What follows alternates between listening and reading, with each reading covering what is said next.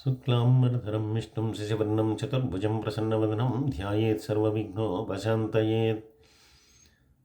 శాంతాకారం భుజగశయనం పద్మనాభం సురేశం విశ్వాకారం గగనసదృశం మేఘవర్ణం శుభాంగం లక్ష్మీకాంతం కమలనయనం యోగిహృజ్జానగమ్యం వందే విష్ణుం భోభయహరం సర్వలోకైకనాథం. గురుర్బ్రహ్మా గురుర్విష్ణు గురుర్దేవో మహేశ్వరః గురుర్సాక్షాత్ పరం బ్రహ్మ తస్మై శ్రీగురవే నమః. ఈ ప్రేరణకు కారణమైనటువంటి గురుదేవులు బ్రహ్మశ్రీ చాగంటి కోటేశ్వరరావు గారి పాదపద్మాలకు సుభక్తిపూర్వకంగా నమస్కరిస్తున్నాను.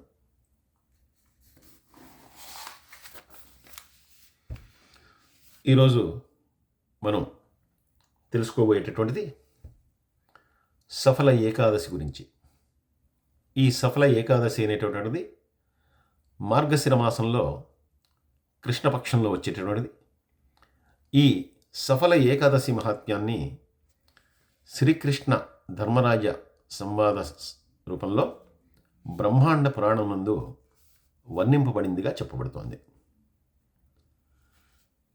ధర్మరాజు గారు శ్రీకృష్ణుని అడిగాడు, ఈ మార్గశిర మాసంలో కృష్ణపక్షంలో వచ్చేటటువంటి ఏకాదశిని ఏకాదశిగా పిలుస్తారు, దాని గురించి నాకు చెప్పవలసింది అని చెప్పి అడిగినప్పుడు ఆ శ్రీకృష్ణ పరమాత్మ ఇలా చెప్తున్నాడు. సర్పముల్లో శేషుడు ఎలా అయితే ఉన్నతుడో, పక్షులలో గరుడు ఎలా అయితే శ్రేష్ఠుడో, యజ్ఞముల్లో అశ్వమేధ యజ్ఞం అనేటటువంటిది ఎలా అయితే శ్రేష్టమైనటువంటిదో, నదుల్లో గంగా నది ఎలా ఉత్తమమైనటువంటిదో, నరుల్లో మానవుల్లో బ్రాహ్మణుడు ఎలా శ్రేష్టమైనటువంటి వాడో, అలాగే వ్రతముల్లో కల్లా కూడా ఏకాదశి అనేటటువంటిది సర్వోత్కృష్టమైనటువంటిది. అంటే అన్ని వ్రతముల్లో కూడా ఈ ఏకాదశి వ్రతం అనేటటువంటిది ఉత్కృష్టమైనటువంటిది. కాబట్టి ఈ ఏకాదశి వ్రతాన్ని ఎవరైతే పాటిస్తారో వారందరూ కూడా నాకు చాలా ప్రియమైనటువంటి వారు, అలాగే నా అనుగ్రహాన్ని సత్వరం పొందగలుగుతారు. 5000 సంవత్సరాల పాటు తపస్సు చేస్తే ఎటువంటి పుణ్యం అనేటటువంటిది కలుగుతుందో, అటువంటి పుణ్యము అంటే 5000 సంవత్సరాల తపస్సుకు సమానమైనటువంటి పుణ్యఫలం అంతా కూడా కేవలం ఏకాదశి వ్రతపాలనం వలన లభిస్తుంది అని చెప్పి శ్రీకృష్ణ పరమాత్మ ధర్మరాజు గారు అడిగినటువంటి దానికి సమాధానం చెప్తూ, మహిష్మతుడు అనేటటువంటి రాజు చంపావతి అనేటటువంటి పురాన్ని పరిపాలిస్తూ ఉండేవాడు. ఈ రాజుగారికి 4 కుమారులు ఉన్నారు. అయితే ఈ 4 కుమారుల్లో కూడా జ్యేష్ఠుడు అంటే అందరిలోకి పెద్దవాడు, వాడి పేరు లుంపకుడు. పేరుకు తగినట్లే వీడు పరమ పాపిష్టివాడు. వీడు బ్రాహ్మణుల్ని అలాగే భక్తులని వీరందరినీ కూడా నిందించేటటువంటి స్వభావం ఉన్నటువంటి వాడు. అంతేకాదు పెద్దల ఎడల ఏమాత్రము గౌరవం లేనటువంటి వాడు, సంస్కృతి పట్ల సమాజం పట్ల ఎటువంటి గౌరవం లేనటువంటి వాడు, అలాగే ఏ రకమైనటువంటి సాంప్రదాయాలని కూడా పాటించినటువంటి వాడు, ధర్మము సత్యము నీతి ఇటువంటి వాటన్నిటికీ కూడా చాలా దూరంగా ఉండేటటువంటి వాడు. అంటే సకలమైనటువంటి అవలక్షణములు కలిగినటువంటి వాడు ఈ లుంపకుడు అనేటటువంటి వాడు.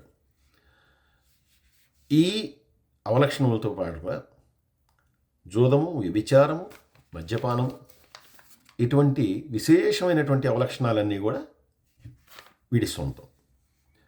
అందువలన వీడి యొక్క దుష్కృత్యాల్ని, వీడిని ఈ లుంపకుణ్ణి, వీడి వల్ల కలిగేటటువంటి ఇబ్బందులను భరించలేనటువంటి రాజుగారు తన జ్యేష్ఠపుత్రుడైనా కూడా ఈ లుంపకుడికి దేశ బహిష్కార శిక్ష విధించాడు.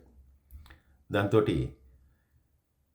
దేశాన్ని వదిలిపెట్టినటువంటి ఈ లుంపకుడు దగ్గరలో ఉన్నటువంటి ఒక అరణ్య ప్రాంతంలో వీడు ఉంటూ ఉన్నాడు.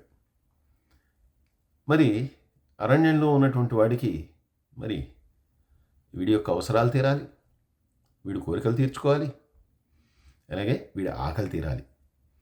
దీనికోసం వీడు రాజుగారు దేశ బహిష్కరణ శిక్ష విధించిన రాత్రిపూటల్లో ఈ దగ్గరలో ఉన్నటువంటి గ్రామాల మీదకి వెళ్ళేవాడు. వెళ్ళి అక్కడ ఉన్నటువంటి ప్రజల యొక్క ధనాన్ని అంతా కూడా దోచుకునేవాడు.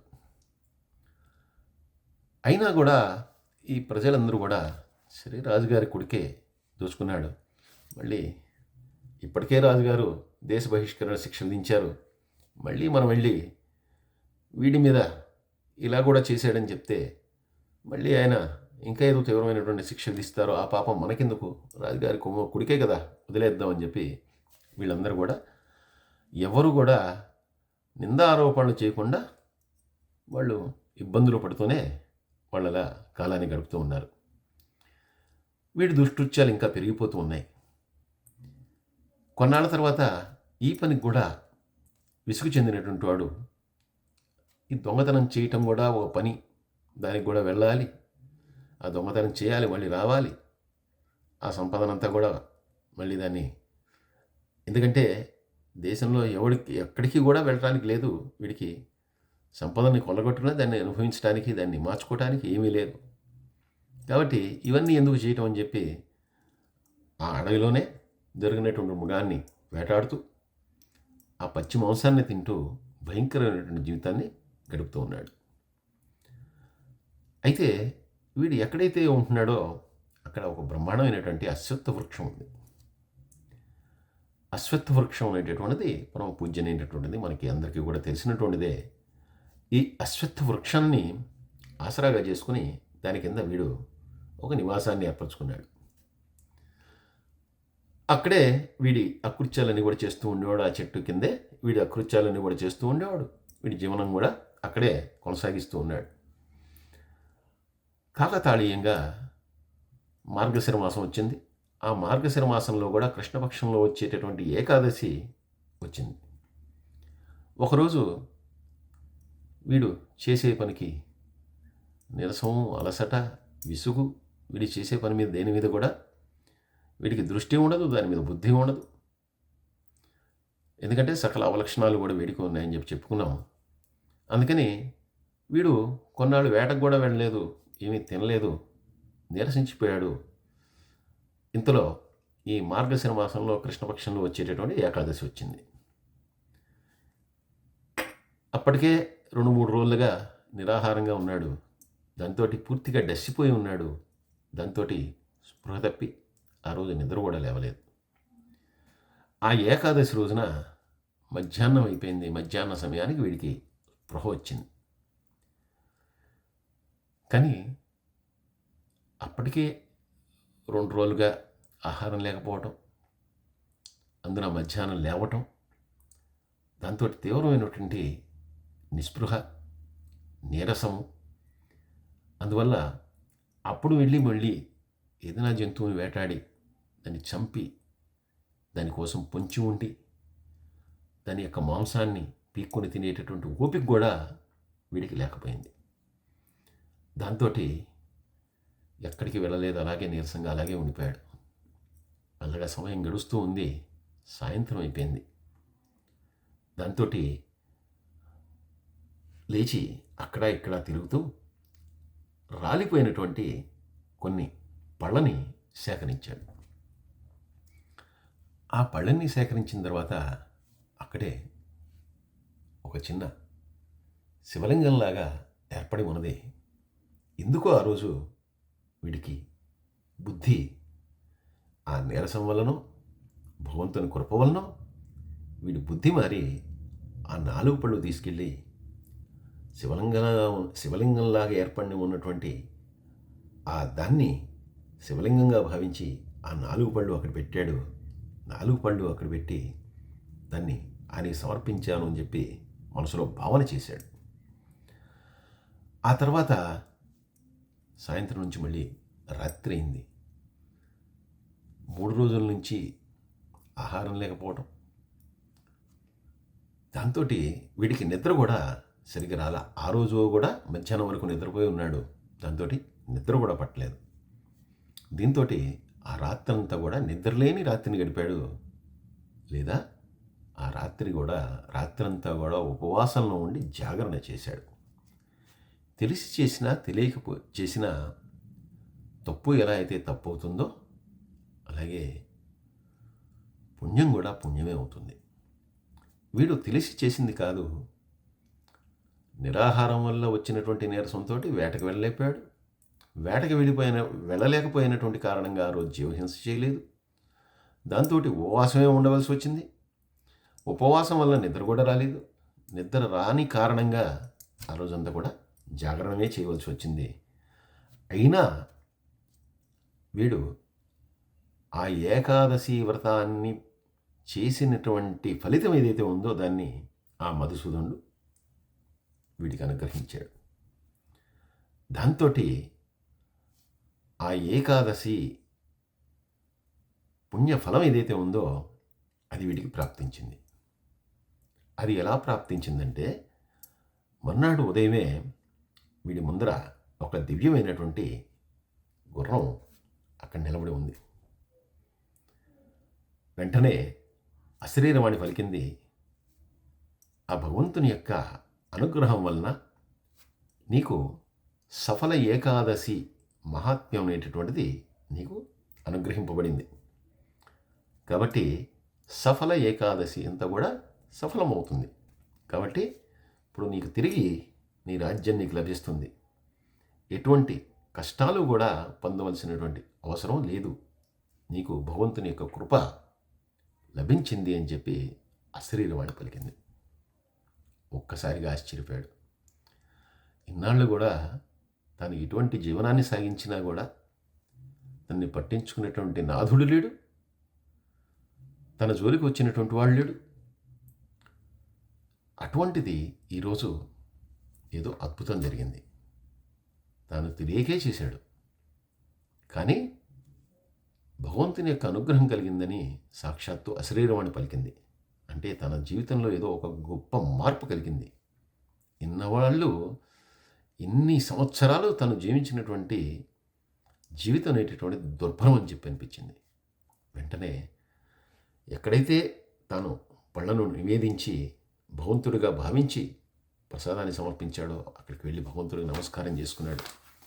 ఇది నా జీవితంలో గొప్ప మార్పు కావాలి, ఇక నుంచి నేను మనిషిలాగా బతుకుతాను అని చెప్పి అనుకుని అక్కడ ఉన్నటువంటి పళ్ళని అప్పుడు భుజించి వెంటనే ఆ దివ్యాస్వాన్ని ఎక్కి తిరిగి తన తండ్రి వద్దకు వెళ్ళాడు.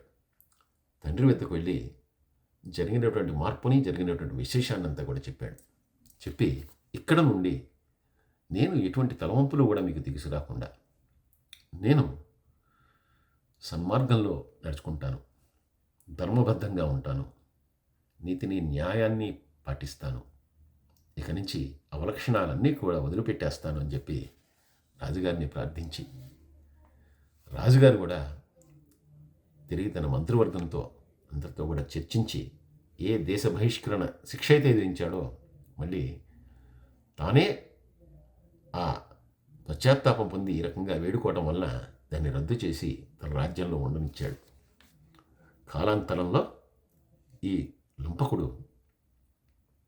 ధర్మబద్ధంగా ఉంటూ మళ్ళీ తన యొక్క సచ్చీలతతోటి చక్కగా ఒక చక్కని మనిషిగా, అలాగే ఇప్పుడు రాజుగారి యొక్క జ్యేష్ఠపుత్రుడిగా ఎదిగాడు. ఎదిగిన తర్వాత తదనంతరంలో తండ్రి గారు ఇచ్చినటువంటి రాజ్యభారాన్ని స్వీకరించాడు. ఉత్తమమైనటువంటి స్త్రీని వివాహం చేసుకున్నాడు, పుత్రవంతుడయ్యాడు. ఈ రకంగా ఆనందంగా రాజ్యపాలన చేసి భగవంతుని యొక్క అనుగ్రహంతో భగవంతుని యొక్క పాదాలని ఆశ్రయించి చివరికి ఆ ఏకాదశి వ్రతాన్ని తాను ప్రతి ఏకాదశిని కూడా ఆ వ్రతాన్ని పాటిస్తూ భగవంతుడి యొక్క అనుగ్రహాన్ని సంపూర్ణంగా పొంది చివరికి ఆ విష్ణు పదాన్ని పొందాడు. కాబట్టి అటువంటి విశిష్టమైనటువంటిది మహాత్మ్యాన్ని కలిగినటువంటిది ఈ మోక్షద ఏకాదశి అనేటటువంటిది. మార్గశిర మాసంలో కృష్ణపక్షంలో వచ్చేటటువంటి ఈ ఏకాదశిని తెలిసి కానీ తెలియక కానీ ఎవరు ఆచరించినా, ఎవరు ఈ వ్రతాన్ని పాటించినా వారందరూ కూడా భగవంతుని యొక్క కృపని పొందుతారు, భగవంతుని యొక్క అనుగ్రహాన్ని పొందుతారు అని చెప్పి ధర్మరాజు గారికి శ్రీకృష్ణ భగవానుడు తెలియజేస్తూ ఉన్నాడు. సర్వే జనా సుఖినో భవంతు, సమస్తలోకా సుఖినో భవంతు. స్వస్తి.